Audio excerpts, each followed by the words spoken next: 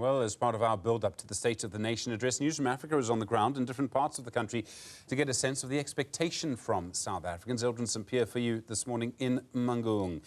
Aldrin, good morning to you. What sense are you getting from people there about what they want from the address on Thursday?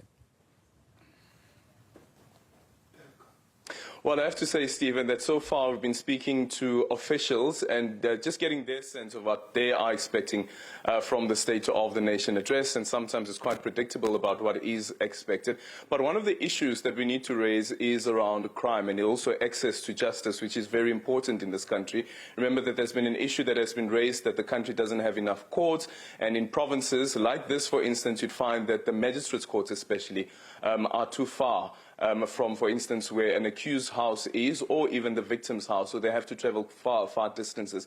But on top of that, we're in Bloemfontein, and we know that this is the metro that is considered to be the judicial capital of the country. Remember also that this is the province where we have the Supreme Court of Appeal, and the first woman president of the Supreme Court of Appeal was right here, who is now also the Chief Justice of the country, the first woman Chief Justice of the country, Mandisa Maya. I'm now joined by Jabu Mbalula, who is the MEC for Community Safety, Transport and Roads as well, to speak to us about this issue around access for justice. MEC, a very good morning to you. Thank you so much for making time for us.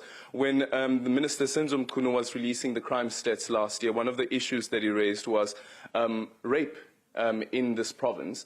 And as it stands currently, the Free State has the highest number of reported rape cases, which means that women don't feel safe and are not safe. What's your response to that? First of all, let me greet your viewers and welcome to the beautiful province of the Free State, Aldrin. Indeed, the issue around the safety of women in particular is a very serious concern for us. As a matter of fact, the Premier did establish a committee comprising of MECs to specifically look at the program, the campaigns that the government can embark upon to make sure that the necessary awareness is raised, and we do also garner the participation of communities around these things. Crime does not happen in vacuum in some distant horizon. It happens where we live. So it is important that communities are mobilized because someone knows somebody who commits a crime. So we've got to garner and mobilize communities to participate. As you correctly said, that we are in the Free State and the statistics are pointing not to a very good picture. Yeah. 24 out of every 100 women. Yes. I can indicate that just in January, we have had 5 critical cases that have been successfully prosecuted in the Free State. Of the 5, 4 of them were around issues of GBV, which involves rape and violation of women. One of those cases is a criminal father who infected a stepdaughter with HIV and raped her. He was sentenced to life. So we are getting there insofar as on the prosecution side, but we are still working very hard to make sure that these things are prevented as well. Yeah. And then on the other end is also, because considering that the province also borders Lesotho, concerns have been raised about illegal mining that happens in this province, the northwest as well, some of the people coming from Lesotho. But this province also have a problem when it comes to stock theft.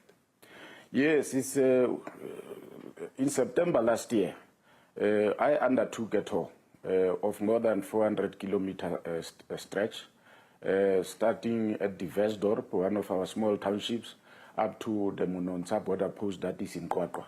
So we're basically looking at, what exactly is the situation in our borders with Lesotho. What I can say is that there are really serious concerns. We have improved the relationship with our counterparts in Lesotho to make sure that also around the issues of safety, we do collaborate with them. So in areas like Tabantu, Botshabelo, we have really found that there are cases of stock theft. we undertook operations in those areas, and a lot of them were arrested. And we found that most of these people actually do not even have papers that qualifies them to be in the Free State. So I can really say that we do not dominate the border in a way we are supposed to, and we are seriously looking into that in collaboration with farming communities, including other civil society organizations. The borders have actually been pushed into the Free State.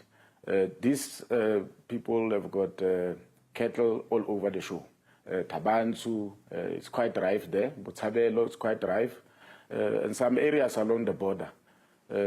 So we went physically there to look at these things.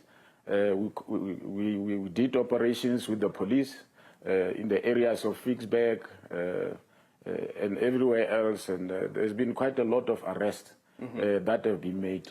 But that, again, is not going to solve the problem. But what would be more helpful as well is for our counterparts in Lesotho to also assist and come to the party. What should that assistance look like? This morning, my colleague Iman was in conversation with the spokesperson for the Lesotho Prime Minister, Tabelo Mabote, who says that South Africa's government must give a grace period to Lesotho nationals who are found to have overstayed their time in the country. He adds that Lesotho nationals use South African hospitals as well. Yes, they do. Look, I think part of what can help is to look at the possibility of how maybe sharing of the population registry can assist. Some of these people come here, commit crimes. They come illegally, commit crimes, go back to Lesotho. You can't trace them. If I may make an example, about 2 weeks ago, one of our police was killed in Fixberg. Fortunately, in that regard, arrests have been made. And again, it was found that those that killed the policemen were actually the Lesotho nationals, and guess where they were arrested? In Stilfontein. What were they doing there? If they were, again, not going to be part and parcel of illegal mining. In the Free State, we can say that Operation Chanela that we were implementing, we have been able to make a big dent around illegal mining, especially in the Velkom area. Yeah. So let me see. I'm so sorry to interject. I'm running out of time. Just a quick question is on the Expropriation Act. You have welcomed the amendments that have been made to the Expropriation Act, but you've seen the retaliation now from the U.S. president as well. Just quickly, what's your reaction to that? It was a necessary thing to be done. You cannot run a country if you do not have a foothold in an important asset like land. So I think it's an important thing. But how it is projected is as if there's going to be, land grab of some sort, South Africa is a constitutional democracy. There are laws in this country, so those laws will be followed. But I must say, it is a necessary thing to be done. Okay, thank you so much for your time. Unfortunately, we've run out of time. There is the MEC here in the Free State for road transport as well as community safety. A major issue that has been raised in that crossing that you had a bit earlier on, Stephen, with Naledi as well, spoke about illegal mining and also the pressure that the undocumented foreign nationals are putting on the services of South Africa. And here you hear as well about the issues relating to stock theft. Aldrin Sampear, thank you very much indeed for that update. More